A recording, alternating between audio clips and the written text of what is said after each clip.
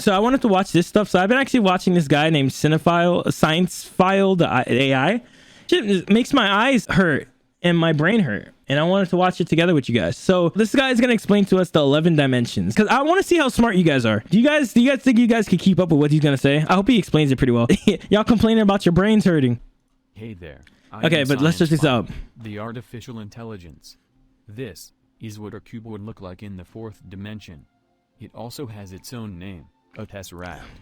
However, by seeing this image you cannot claim that you experienced the fourth dimension, because it is represented in our three-dimensional universe, on a two-dimensional screen in your one-dimensional brain. But what if I told you our universe is made up of not 3, but 11, or even 26 dimensions?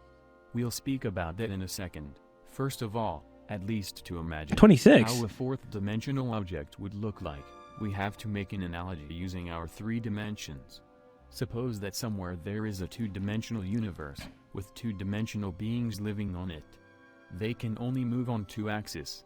Now imagine that you take your hand, and pass it through their world. As their line of sight is only a one-dimensional line, as your hand progresses through their world, they will see the tip of your fingers appearing, then the rest of your hand slowly coming in. They would constantly see only an infinitely small division of your hand, corresponding to their one-dimensional line of sight.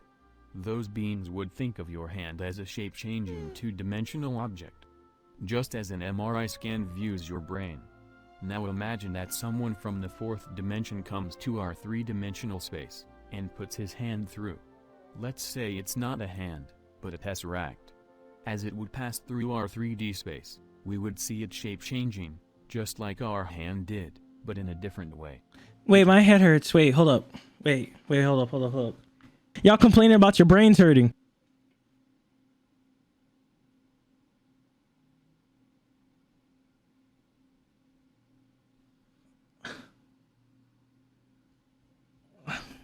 My head. What the fuck? Wait, what's going on? Wait, so what?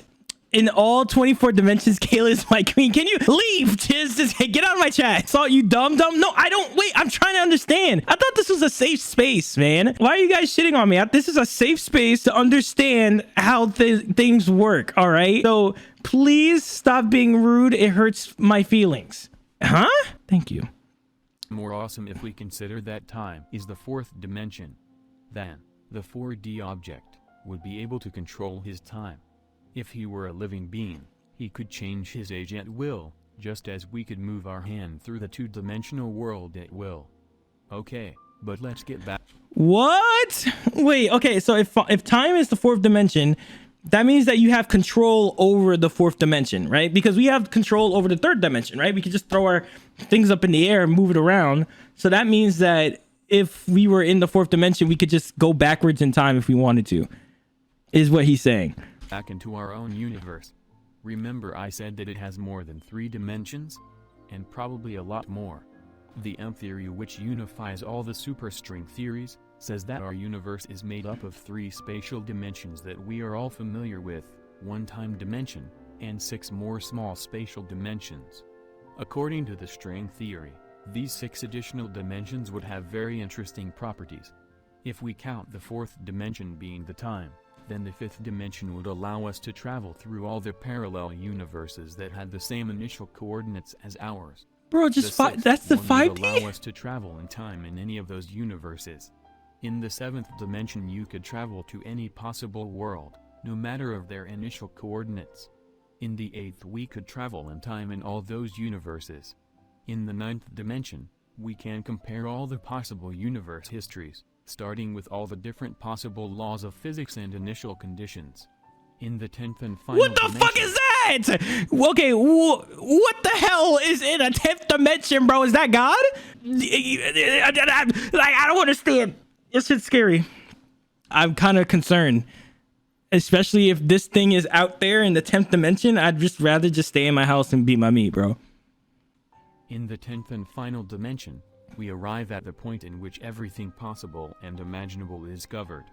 Beyond this, nothing can be imagined by you, mortals, which makes it the natural limitation of what we can conceive in terms of dimensions. I swear, I didn't make this up. But, where are they and why can't we observe any of these dimensions?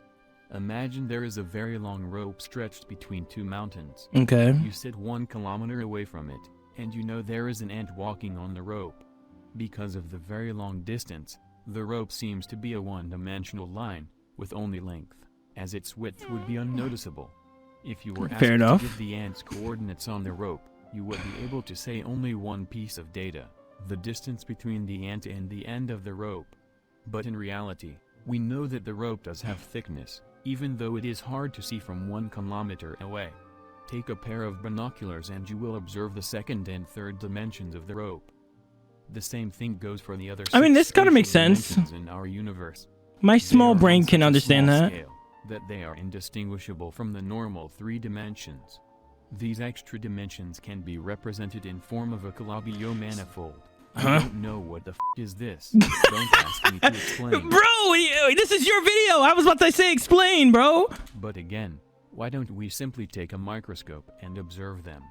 As I said, they appear on a very small scale, called the Planck scale, and we are not able to look so deep in the fabric of the space. Check out this other video explaining the Planck distance. Okay. So basically, we're just fucked, right? Is that how that works? If any one of us figure out how to manipulate the 4th dimension, we become gods. Just straight up, as soon as we learn how to do the 4th dimension, it's over. Because like at that point, you could literally just never die, right? Well, no, actually. What you mean no? Like being able to traverse the 4th dimension doesn't make us 4th dimensional beings. Like we aren't 4th dimensional creatures. I mean, yeah, but like what if we just, get like fucking like a GPS coordinate system? What if we had like something that could help us traverse the 4th dimension, like Google Maps? Basically God. I think that's what I came up with. And with that one movie, I'm pretty sure they were trying to say that Matthew McConaughey is fire. Believe it or not, this video helped me understand the 4th dimension. I am in there. We don't evolve once we reach the 4th dimension. We ate Digimon? Why not? Like, that's it. I mean... Alright.